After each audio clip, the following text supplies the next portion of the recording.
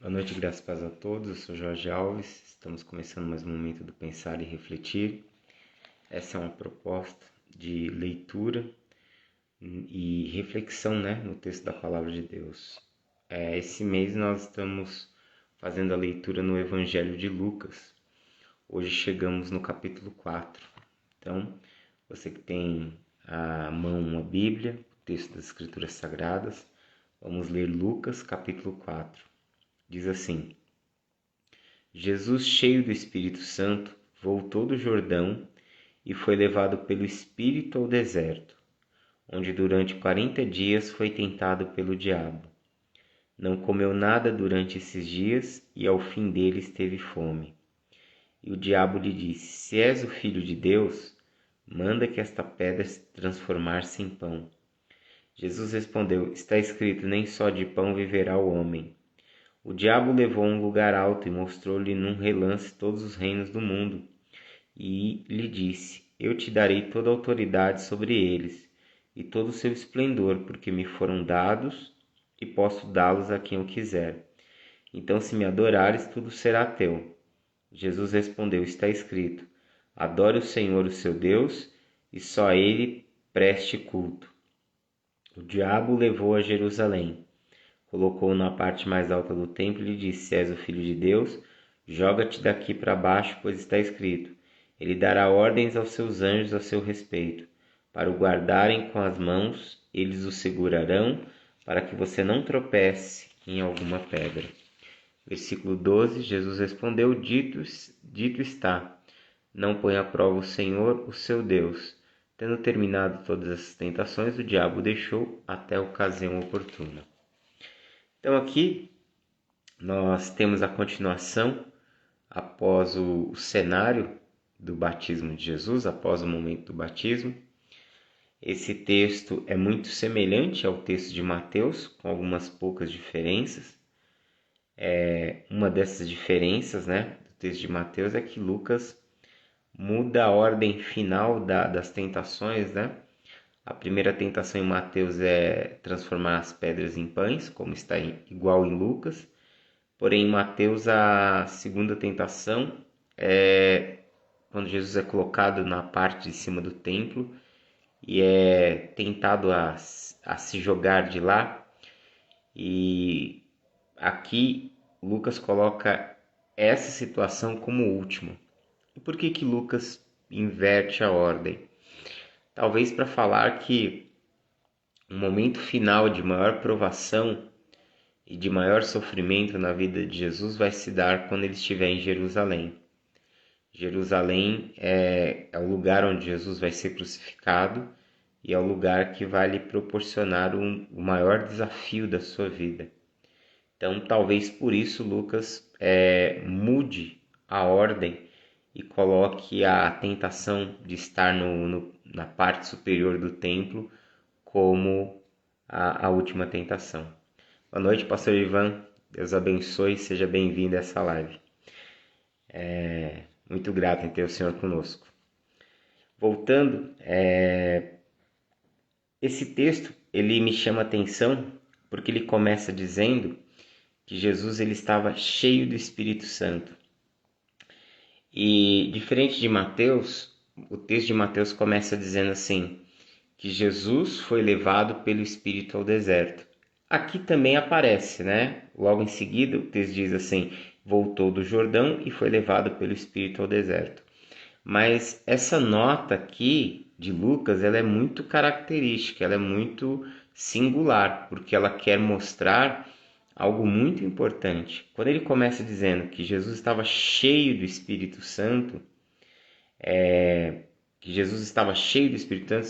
logo em seguida vai aparecer todo esse cenário de tentação, no texto de Lucas aparece como um indicativo de que Jesus ele venceu todas as tentações, todas as suas lutas, numa dependência total, exclusiva e integral de Deus. Talvez isso aqui era uma forma de Lucas mostrar para a comunidade, tanto para Teófilo, que estava recebendo o Evangelho e o livro de Atos, como para a comunidade que iria receber esse Evangelho, que nós precisamos, em primeiro lugar, construir uma vida onde a nossa dependência total e integral esteja no Senhor. Nós precisamos construir uma vida onde nós precisamos ter essa dependência de Deus.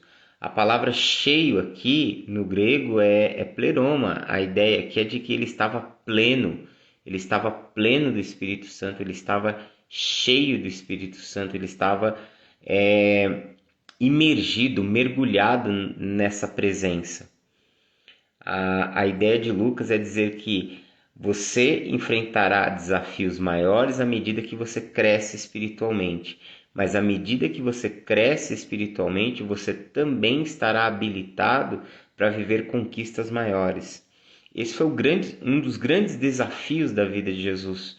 O ministério de Jesus já começa sendo desafiado pelo diabo. O ministério de Jesus já começa ele tendo que ir no deserto e enfrentar um conflito espiritual, enfrentar uma guerra espiritual. E isso só é possível nessa dependência do Espírito Santo, nessa dependência de Deus. Então é parte fundamental da nossa vida, da nossa relação com Deus, nós trilharmos um caminho de comunhão, de intimidade com Deus.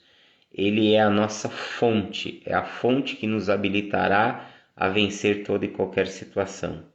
E aí, logo em seguida, Jesus, cheio do Espírito Santo, voltou do Jordão, aqui já está falando da cena do batismo, que ele volta do batismo e foi levado pelo Espírito ao deserto. Então Jesus, ele é aquele que depende do Espírito, é aquele que busca uma intimidade com Deus, que busca ter uma vida em total direção e orientação de Deus. E Jesus, ao mesmo tempo, é levado por esse mesmo Deus ao deserto. E aí há uma segunda lição aqui, que é a lição de que Deus ele permitirá muitas vezes situações de dificuldades, situações desafiadoras em nossas vidas. Que Deus muitas vezes permitirá situações onde nós vamos estar atônitos, nós não vamos saber o que fazer, nós não vamos saber como reagir, mas essas situações Deus permite em nossas vidas, e isso a gente precisa ter até uma certa maturidade para entender, algumas situações Deus irá promover em nossa vida, Ele será o autor dela, ele nos colocará sob uma situação de teste muito grande, exatamente para que nós venhamos a ser provados com a finalidade de sermos aprovados. Tiago, na sua carta, ele diz que as provações, elas vêm sobre as nossas vidas com a finalidade de nos testar e de nos levar ao crescimento. Ele fala no verso 12, capítulo 1, verso 12, que depois de sermos provados e sermos aprovados, atravessarmos as fases de provação em nossa vida, nós receberemos a coroa da justiça que está guardada àqueles que permanecem fiéis. Então, todas as provações, todos os testes, todas as situações de grandes dificuldades, Deus permite em nossa vida com a finalidade de nos levar ao crescimento, de nos levar ao amadurecimento, de nos levar a uma compreensão mais profunda do caráter de Deus. Deus permite situações difíceis para que a nossa fé ela se torne uma fé mais pura. Porque, na verdade, enquanto nós achamos escapes na nossa vida, nós corremos atrás dos escapes, nós estamos sempre procurando respostas humanas, alternativas humanas, nós estamos sempre procurando aonde nós podemos nos agarrar para que possamos lidar com uma determinada situação que seja ruim em nossas vidas. E aí o que acontece? Muitas vezes Deus permite uma situação tão difícil vir sobre a nossa vida que vai tirar todos os nossos apoios, todas as nossas muletas, todas as situações que a gente se agarra, todas as situações que a gente coloca a nossa dependência. Deus vai permitir que tudo seja tirado e só sobre a gente e Ele. E aí nós vamos entender, descobrir que Ele, o único refúgio, o único lugar para onde podemos correr, a única resposta, a única alternativa será nele. Ou seja, o sofrimento veio para acabar com os ídolos que muitas vezes nós construímos em nossas vidas. Pode parecer que não, mas quando todas as coisas estão indo muito bem, ou quando todas as coisas estão dentro de uma normalidade, o coração humano tende a se distanciar do Senhor. Não estou dizendo que todos, mas muitas vezes, na maior parte, infelizmente, dos casos, tende a se distanciar do Senhor. E quando o nosso coração ele vai se distanciando de Deus, ele vai criando ídolos, ele vai se agarrando a ídolos, ele vai colocando a confiança. Nós começamos a gerar dependência e confiança de coisas que mais cedo ou mais tarde elas vão roubar o lugar de Deus na nossa vida.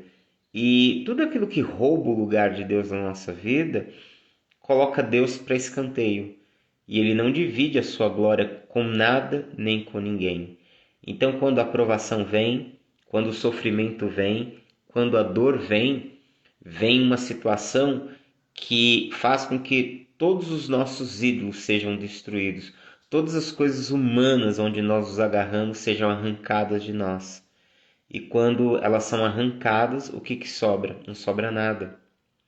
Sobra a nossa fragilidade, sobra a nossa vida mergulhada muitas vezes em dores, muitas vezes mergulhado em decepções.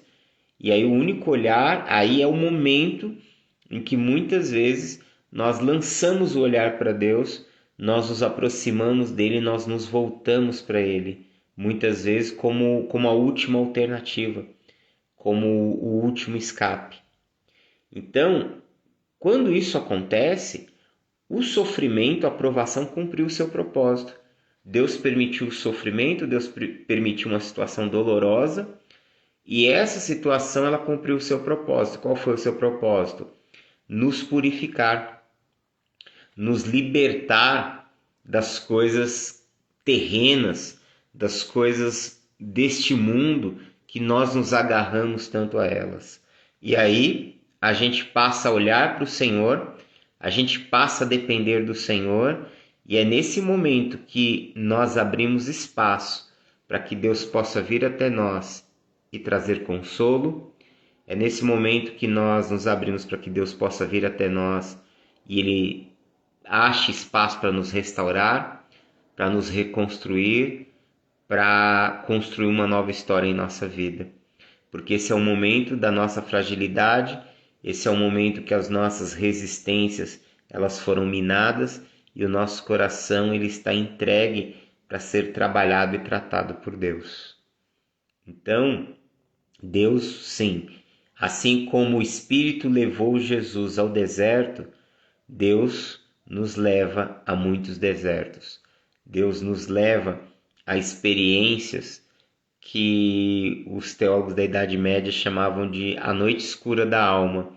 Deus permite, Deus nos leva, sim, a situações de dores, a situações angustiantes, a situações que vão nos marcar profundamente. Não para que nós venhamos a morrer nelas, não para que a gente venha perecer no deserto, porque o mesmo Deus que nos leva para o deserto é o mesmo Deus que está no deserto com a gente. O mesmo Deus que nos leva para o deserto é o mesmo Deus que está ao nosso lado no deserto. O mesmo Deus que nos leva para o deserto, Ele quer nos conduzir em meio ao deserto, para que a gente atravesse o deserto, para que a gente saia do deserto e a gente possa entrar na terra prometida. Ou seja, o Deus que nos leva para situações, que permite as situações difíceis em nossas vidas, é o mesmo Deus que está ao nosso lado, nos ensinando, nos fortalecendo, nos ajudando, segurando em nossas mãos para que possamos atravessar essas situações e para que nós possamos chegar a viver um novo tempo, uma nova história, uma nova realidade em nossas vidas. Lucas, diferente de Mateus, diz que Jesus ele sofreu tentações durante os 40 dias. O deserto, por que o Espírito leva Jesus para o deserto? Acreditava-se muito na cultura de Israel, era uma ideia muito comum, muito popular entre o povo judeu, que o deserto era o lugar de habitação dos demônios, que nos lugares desertos, nos lugares áridos, os demônios eles faziam suas moradas, né? Tem até textos em Isaías que fazem meio que menção a isso. Então, ele vai ao deserto exatamente para um confronto. Deus o leva para o deserto exatamente para que ele possa enfrentar uma guerra, enfrentar as forças do mal, para que ele possa enfrentar o mal. Por quê? Porque o reino de Deus, e eu venho falando nesses encontros, né, que nós estamos tendo, que o reino de Deus ele é o anúncio de uma nova era, de um novo tempo. O reino de Deus é o anúncio de que é chegado o tempo que o Senhor governa sobre todas as coisas. E um dos sinais mais poderosos que o reino de Deus chegou é que aonde o reino de Deus se manifesta, as forças do mal não poderão prevalecer.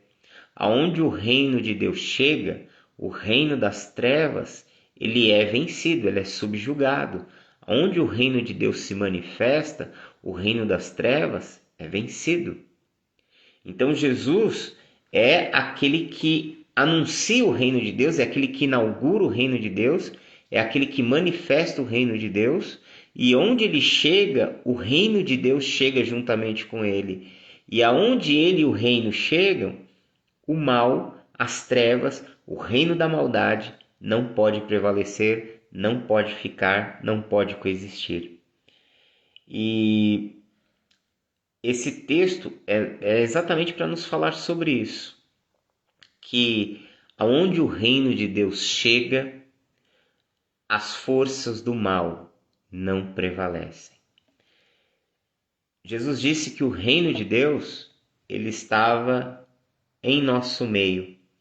Alguns traduzem essa fala de Jesus, porque ela pode ser traduzida assim, como Jesus estivesse dizendo que o reino de Deus está dentro de nós, que o reino de Deus se manifesta em nossas vidas.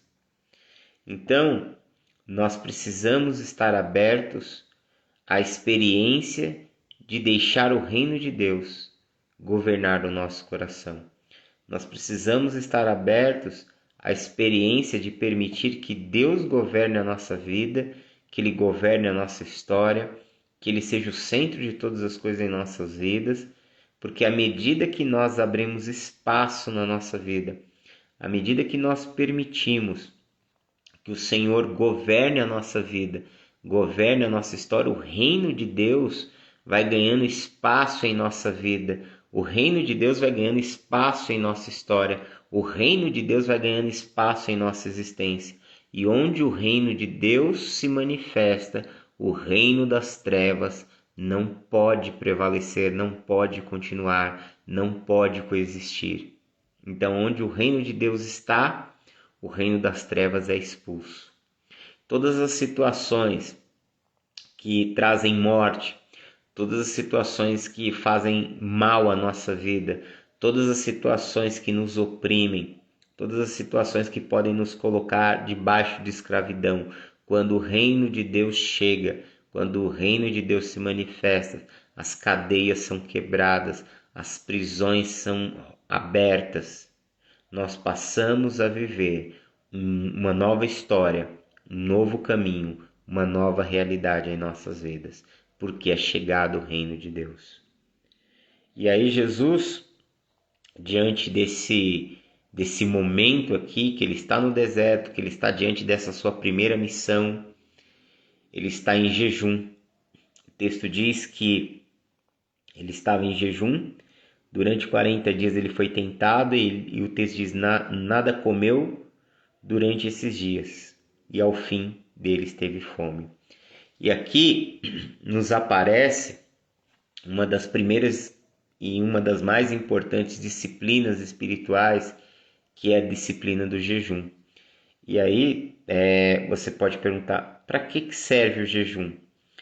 Aqui, nesse contexto da tentação de Jesus, o jejum, Jesus ele toma a iniciativa de jejuar, ele assume esse posicionamento de se manter em jejum por duas questões. Primeira delas, porque ele precisava vencer a sua natureza humana, ele precisava vencer as situações de fragilidade que poderiam sofrer ataques em sua vida.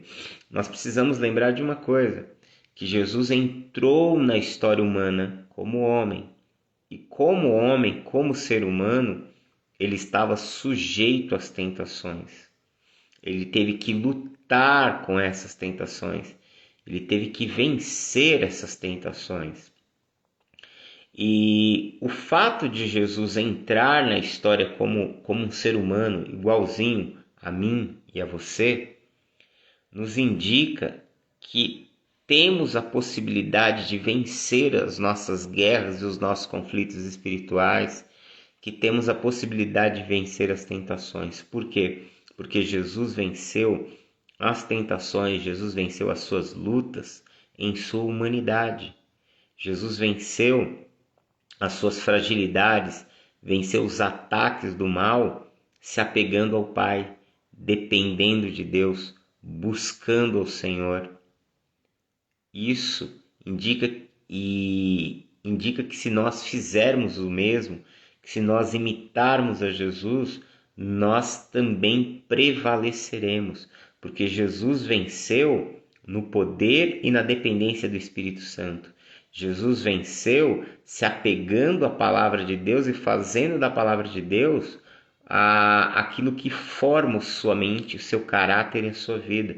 Jesus venceu desenvolvendo uma disciplina de renúncia por meio do jejum. Então, esse texto nos mostra os caminhos pelos quais Jesus ele pôde lidar com as tentações, pôde vencer as tentações. A primeira delas, se agarrando a Deus. O texto diz que ele estava cheio do Espírito Santo, ou seja, que ele vivia na dependência, que ele buscava a Deus, que ele estava na dependência do Senhor. Em segundo lugar, que ele permitiu que Deus o conduzisse. Ele estava em obediência. Deus o levou para o deserto. O Espírito Santo o conduziu para o deserto para que ele fosse tentado. Quantos de nós, se imaginássemos uma situação como essa, nós não aceitaríamos?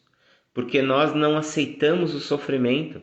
A nossa geração, ela foge do sofrimento, ela foge das dificuldades, foge dos desafios.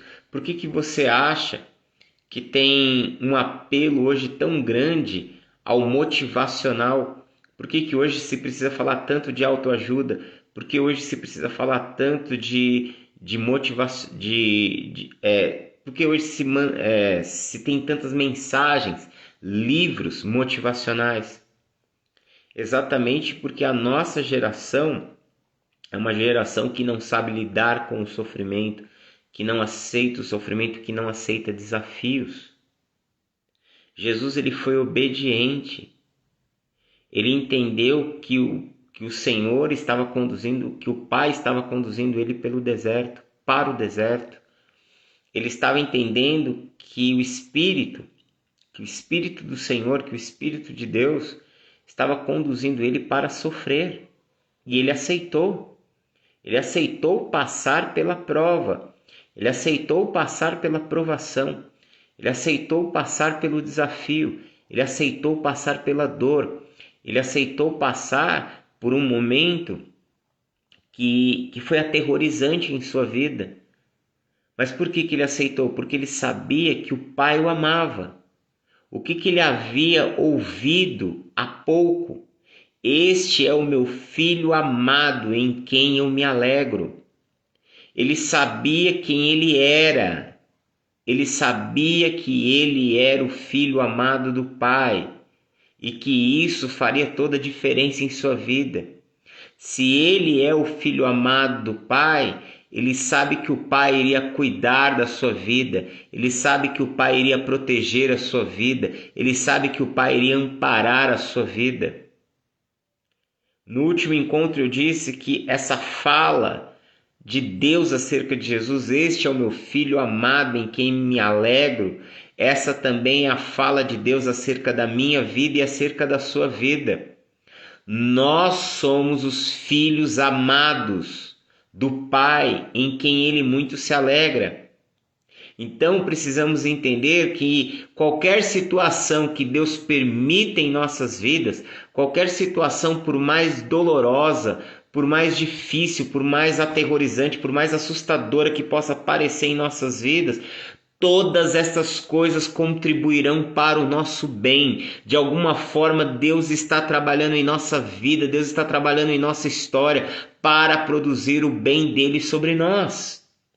Então, entenda o seguinte, que se somos os filhos amados do Pai, em quem o coração do Pai se alegra em nós, qualquer situação que Deus permitir em nossas vidas não é para o nosso mal, não é para a nossa destruição, não é para o nosso fim, mas é para o nosso crescimento, é para o nosso aproveitamento, é para que possamos viver uma nova história, um novo caminho, uma nova realidade, um novo tempo. O Jesus que entra no deserto, ele entra em um nível, mas quando ele sai do deserto, ele está em um outro nível, um nível de consciência do Pai maior, um nível de autoridade do Pai, de Deus muito maior em sua vida, um nível de quem é um vencedor, porque quando ele entra no deserto, quando ele entra naquela situação, ele entra como alguém que vai enfrentar um desafio, ele entra como alguém que, olhando de fora, ele está diante de inúmeras incertezas. O Jesus que entra no deserto, ele está indo encarar desafios. O Jesus que sai do deserto é um Jesus vitorioso. É aquele que se sobrepôs aos desafios. É aquele que foi maior do que os obstáculos, que se tornou maior do que toda situação que se levantou sobre a sua vida. Então nós precisamos entender que a proposta de Deus em nos provar, que a proposta de Deus em permitir provações em nossas vidas é para que nos tornemos pessoas vitoriosas. Tudo bem que você pode estar passando um momento complicado, você pode estar num momento crítico, você pode estar nesse momento aqui onde Jesus estava, um momento do desafio, um momento que você está lidando com situações que você não compreende, que você não sabe como você vai lidar com elas, que você não sabe o que você vai fazer em relação a elas, que você não sabe nem como você vai sair delas, que talvez você não saiba nem o que fazer com o que está acontecendo. Mas saiba de uma coisa, Deus está te conduzindo em meio a isso tudo para que você se torne alguém vitorioso. Quando você sair disso, quando esta fase passar em sua vida, você terá tido um aproveitamento muito maior. A sua história será outra. Você será uma outra pessoa. E aí, logo no final, o texto diz: ele teve fome, e a primeira tentação é dos pães, né? O verso 3, o diabo lhe disse: és filho de Deus, manda que esta pedra se transforme em pão. Então, o que ele foi tentado acerca das suas necessidades mais básicas? Ele teve fome. E o diabo se aproveitou e se utilizou do quê? Da sua necessidade, da sua fragilidade, e bateu exatamente ali para tentar derrubá-lo. Jesus ele foi tentado, a primeira tentação, ela está atrelada às nossas necessidades. Isso nos mostra que quando nós estamos com necessidades em nossas vidas, e essas necessidades elas começam a pesar, se nós não tomarmos cuidado, muito provavelmente seremos tentados nessa situação, em tentar suprir essas necessidades, em tentar suprir de alguma forma que não seja a vontade de Deus essa necessidade. E isso vai fazer com que a gente venha a se machucar, a se ferir e a se distanciar. Se Jesus ele comesse aqui nesse momento, se ele aceitasse essa proposta de transformar pedra em pão, ele teria falhado em sua missão. Logicamente que ele foi tentado em sua necessidade, e aqui a tentação ela tem um duplo caráter. Primeiramente ele fala, você tem uma necessidade? Não passe necessidade. Se você tem como agir, haja. Tome uma atitude em relação a isso que está acontecendo. Ou seja, estava levando ele a agir de uma forma precipitada, a agir por impulsos, a agir reativamente. E essa é uma das atitudes que comumente nós mais temos. Nós temos uma tendência natural mesmo, a agirmos por impulso. Nós temos uma tendência natural a reagirmos às coisas. Nós passamos uma situação e naquele momento a gente já quer devolver na mesma moeda, ou a gente quer agir, a gente quer fazer alguma coisa. Você passa por uma situação que ela te fere, te confronta, te desestabiliza, e a reação em seguida, a nossa postura em seguida é tentar revidar, é tentar reagir àquilo que aconteceu. E muitas vezes essa tentativa de reagir, ela será sempre movida pelo quê? Pelos nossos instintos, pelos nossos impulsos. E quando reagimos, quando temos essa atitude de impulsividade, nós quase 99% das vezes reagimos de uma forma negativa. Não seria, se você parasse para pensar, se você parasse para respirar, se você parasse para analisar, certamente você não tomaria aquela atitude, você não agiria daquela forma. É isso que acontece. Então, o diabo ele tentou instigar Jesus, porque ele estava diante de uma necessidade, ele estava fragilizado, ele estava com fome, então ele quis levar Jesus a agir por impulso. E o impulso era um impulso aceitável. Você está com fome, você está sofrendo aí com fome. Transforme as pedras em pães. Haja, faça alguma coisa em relação a isso. Essa é a primeira situação da tentação.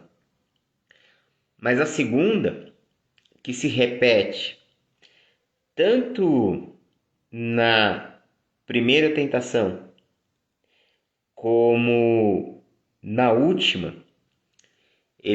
o diabo usa o termo, se és o filho de Deus. E por que ele usa esse termo, se és o filho de Deus?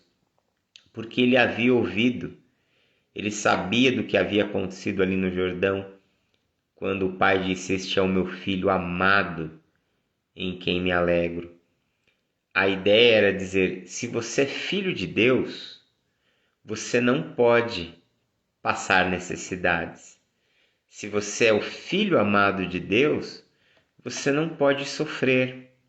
Se você é o filho amado de Deus, você não pode deixar que uma situação ruim, dolorosa, prevaleça sobre a sua vida.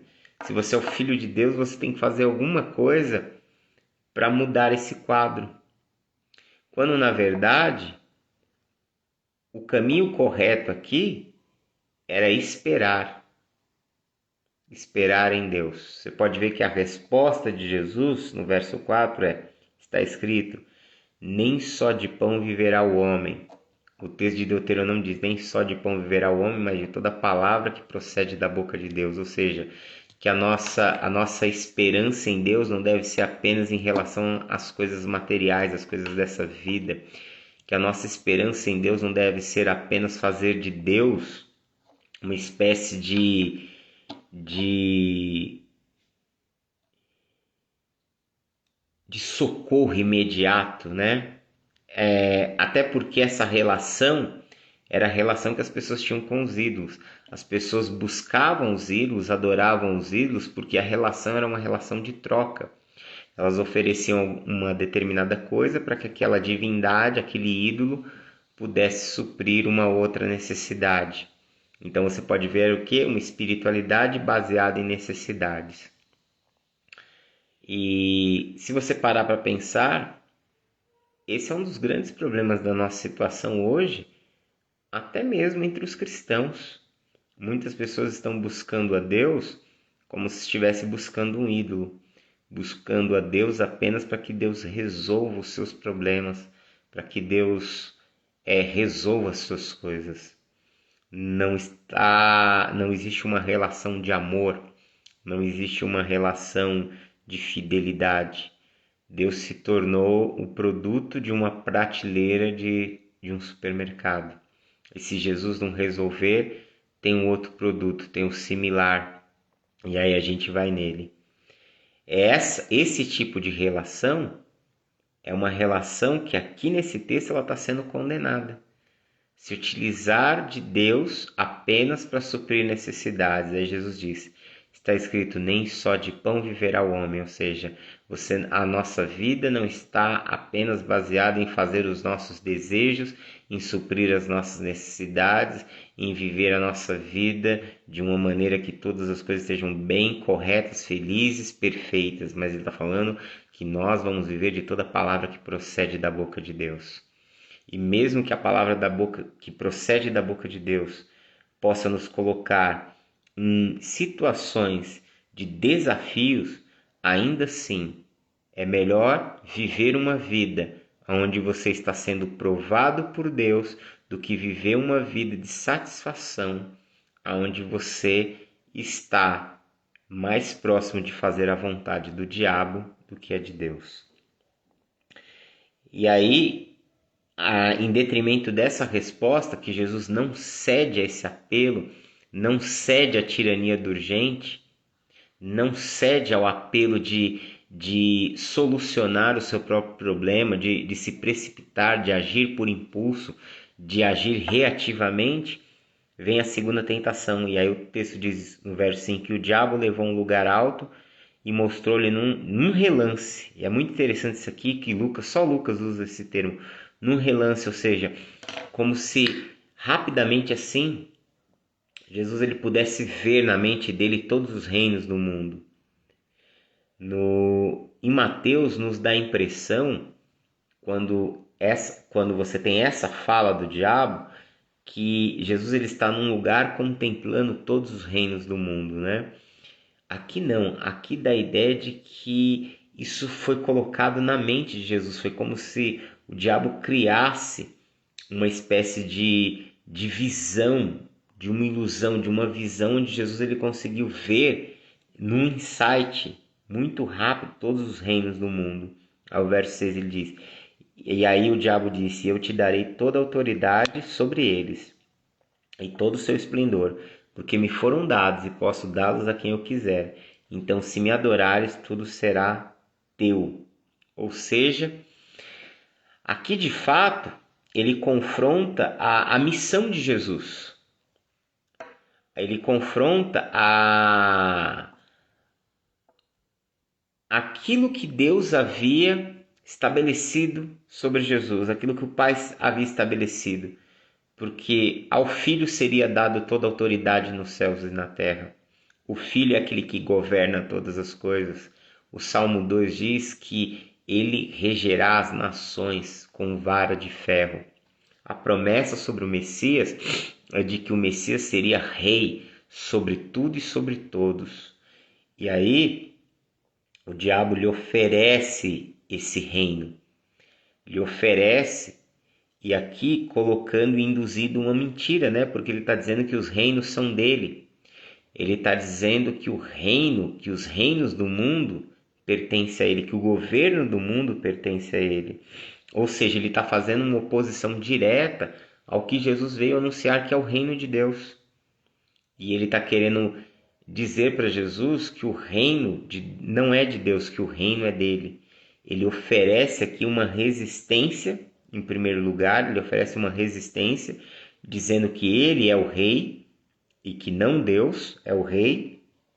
E aí ele oferece ele faz uma proposta para que Jesus abandone a sua missão. Abandone a missão de ser um rei que vai para a cruz. Ou seja, ele tenta tirar Jesus do foco, do cerne, do centro da sua missão.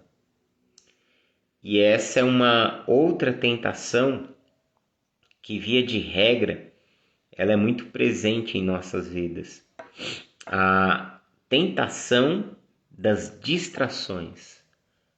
Em primeiro lugar aqui, o primeiro elemento que aparece nessa segunda tentação é exatamente esse, de distrair, de gerar uma distração que tira do foco. Você pode ser rei sem passar pela cruz. Você pode pegar um atalho e esse atalho te levar a esse resultado. E exatamente é nessa questão dos atalhos, é nessa perspectiva dos atalhos, onde muitas pessoas se perdem. Porque para nos tornarmos pessoas vitoriosas, nós vamos ter que atravessar muitas vezes dias de desafios muito grandes, dias de espera muito grande, dias onde seremos testados. Nós vamos ter que continuar trabalhando com afinco, vamos ter que continuar trabalhando com dedicação, vamos ter que continuar trabalhando dia após dia, e à medida que nós vamos caminhando, Deus vai nos abençoando, Deus vai nos concedendo sucesso, Deus vai nos dando vitória, Deus vai nos levando a um novo nível. Então as vitórias e as realizações, as conquistas e os sucessos são algo gradativo, é uma obra de Deus gradativa em nós. Quando pensamos em atalhos, nós queremos cortar todo esse caminho, que é um caminho necessário para que a gente cresça, para que a gente esteja pronto para viver o próximo nível. É como se você quisesse pular do primeiro degrau da escada. Vamos supor que a escada ela tem uns 10 degraus. Você quer pular do primeiro para o 10º. Não tem como. Certamente, nessa tentativa desse salto, você vai cair. Então, os atalhos nos levam a quedas. E era o atalho que o diabo estava propondo para Jesus.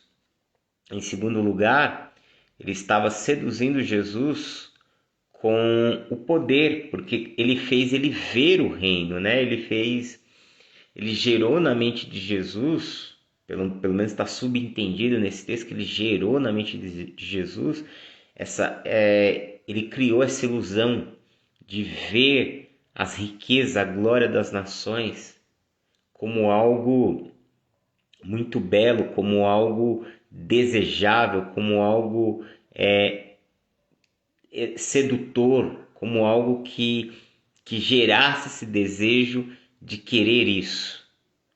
Então precisamos tomar cuidado, porque a tentação aqui, o segundo aspecto, envolve exatamente essa ilusão, essa sedução que vem da ilusão, essa sedução, essa atração que vem da ilusão de se criar uma ideia que não é a realidade, é uma ideia fantasiosa que nos seduz e que nos destrói. Depois da terceira tentação,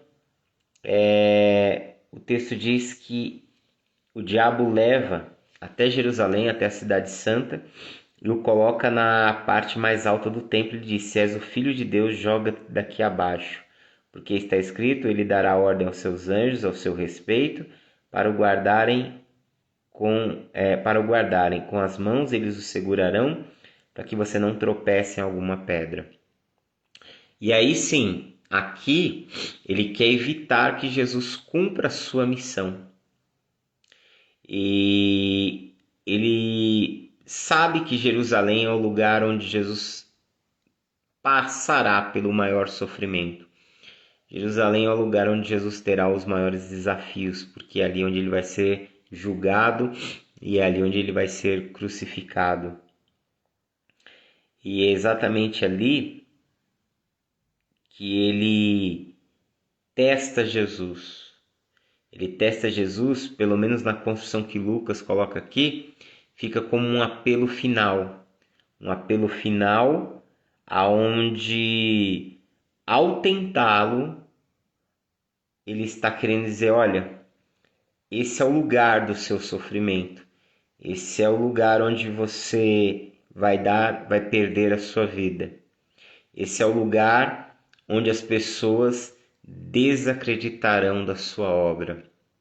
Esse é o lugar que as pessoas, elas que durante o seu ministério ficaram admiradas, ficaram assombradas, elas todas vão gritar: crucificam. Você pode resolver isso. Você pode resolver isso se você se lançar daqui.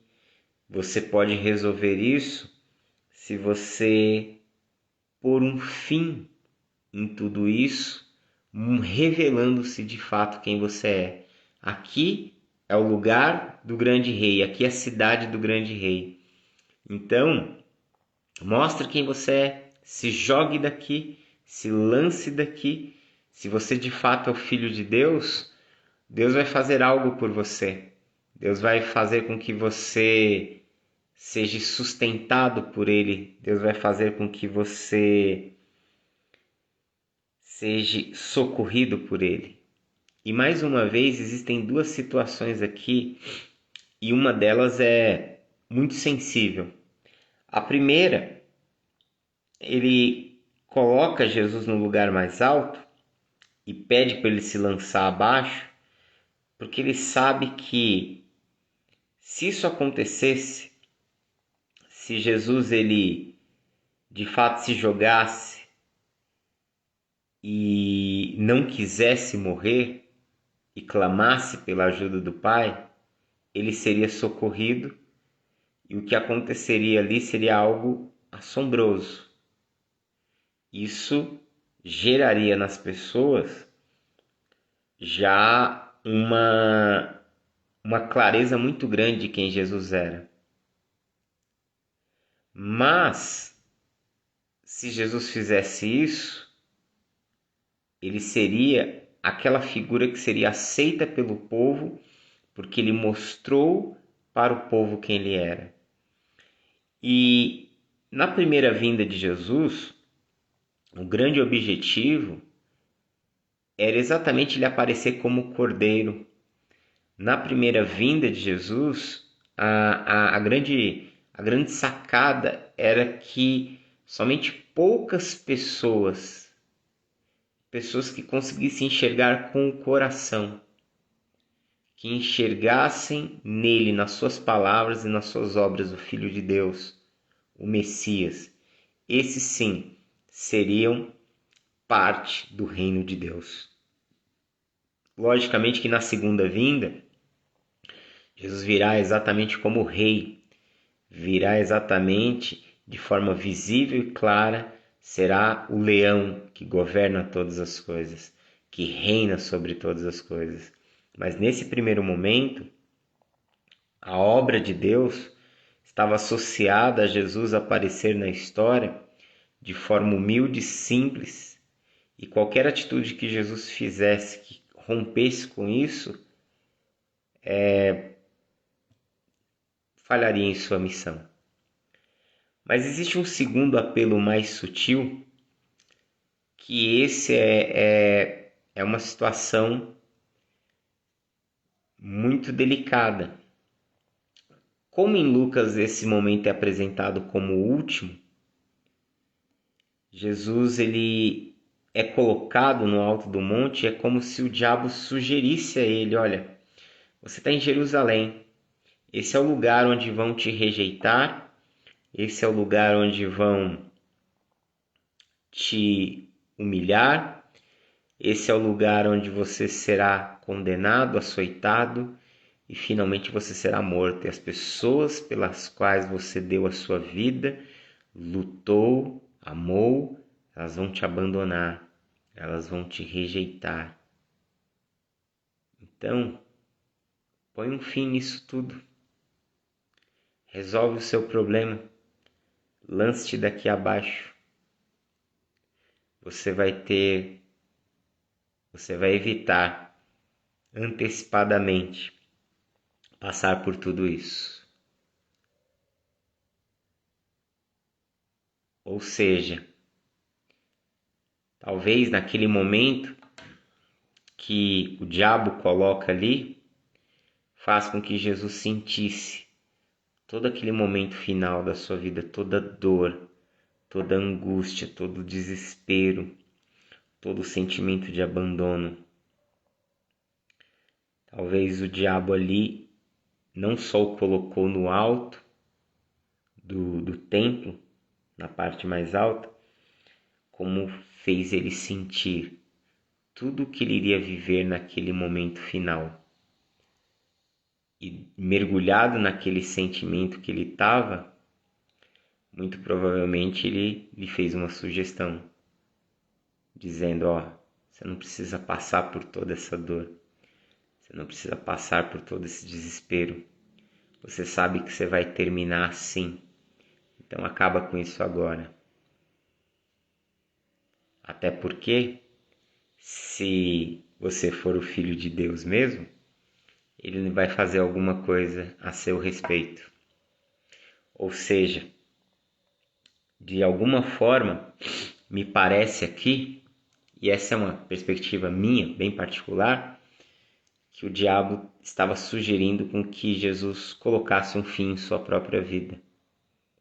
Já que o texto no verso 5 diz que o diabo conseguiu imprimir na mente de Jesus, fazer com que ele visse todos os reinos do mundo, ou seja, que ele conseguiu gerar na mente de Jesus essa ilusão, que ele conseguiu entrar na mente de Jesus, que ele conseguiu colocar um sentimento e uma visão na mente de Jesus.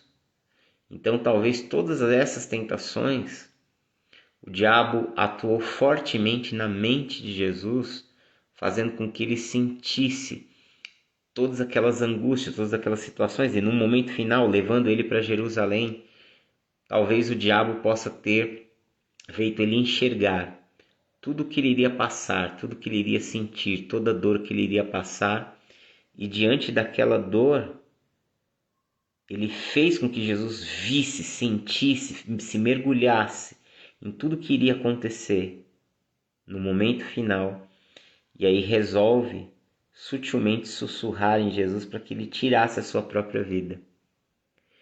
E de forma sarcástica disse: se joga daí, resolve o problema.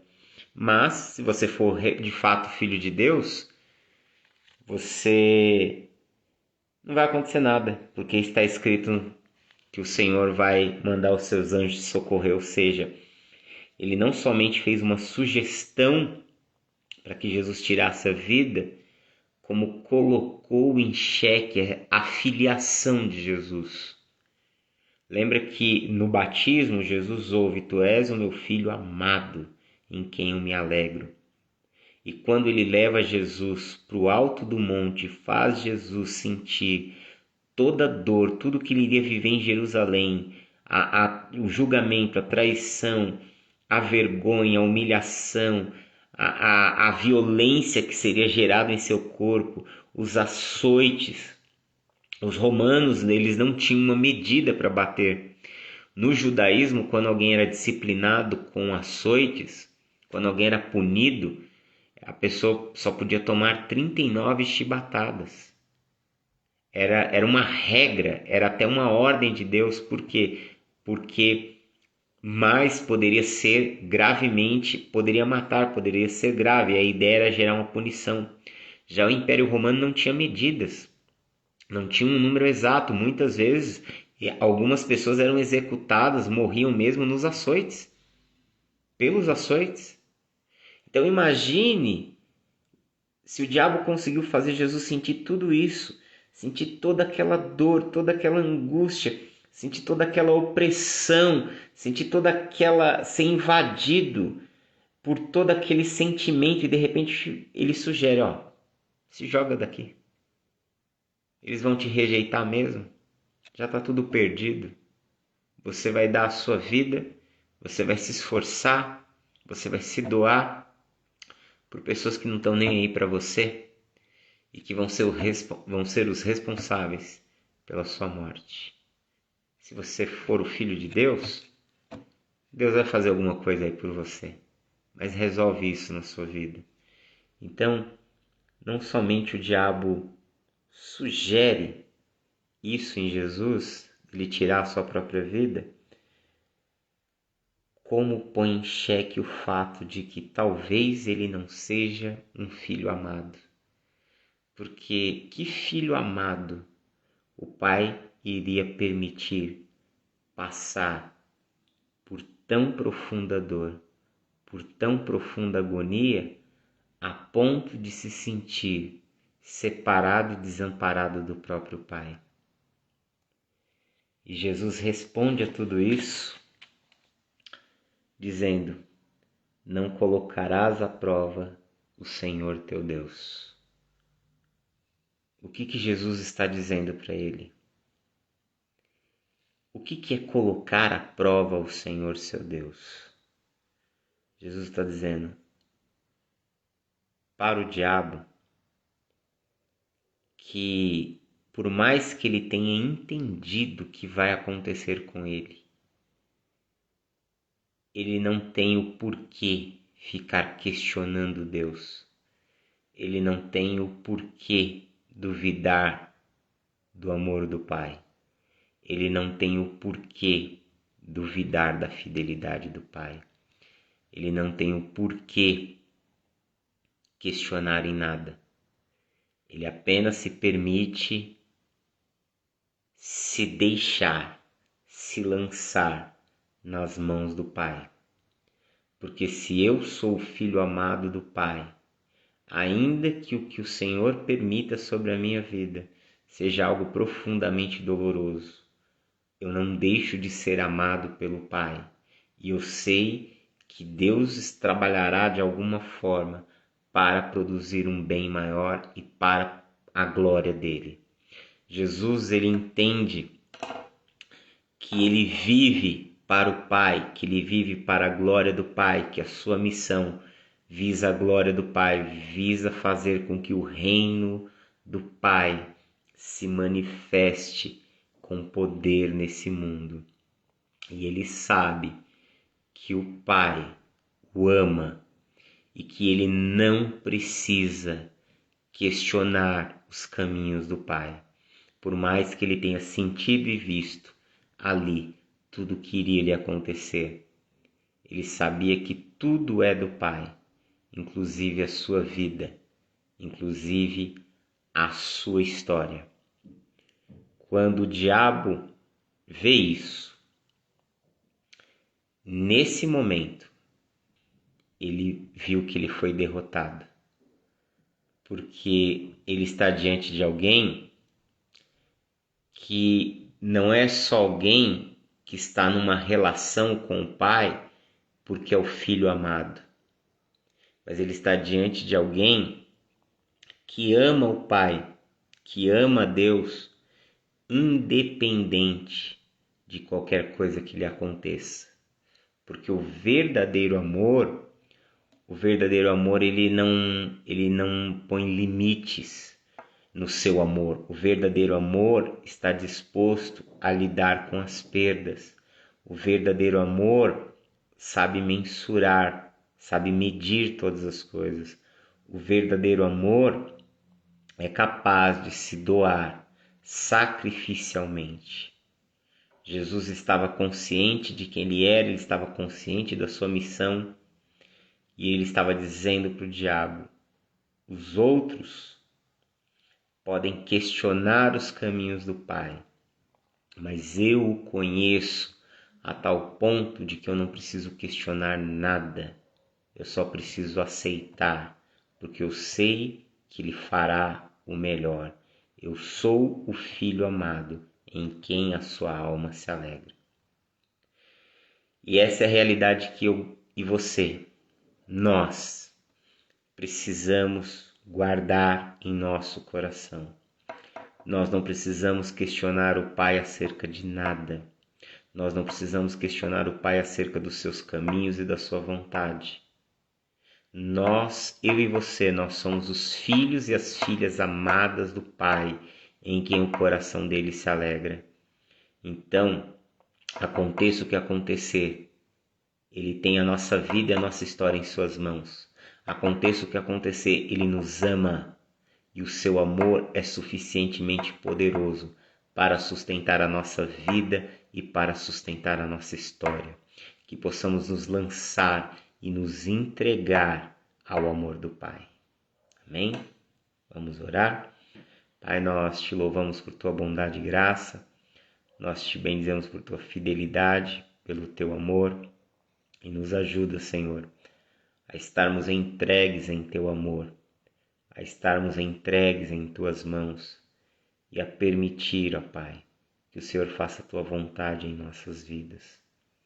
Que possamos construir uma vida cheia do teu Espírito, uma vida que seja capaz, ó Pai, na dependência de Ti, em obediência a Ti, que possamos vencer as tentações, que possamos vencer as lutas, que possamos vencer os desafios que se colocam sobre as nossas vidas. Que a Tua graça e a Tua misericórdia nos sustentem em todas as coisas. Nós oramos a Ti em nome de Jesus. Amém. Deus abençoe em Cristo, um forte abraço e até mais.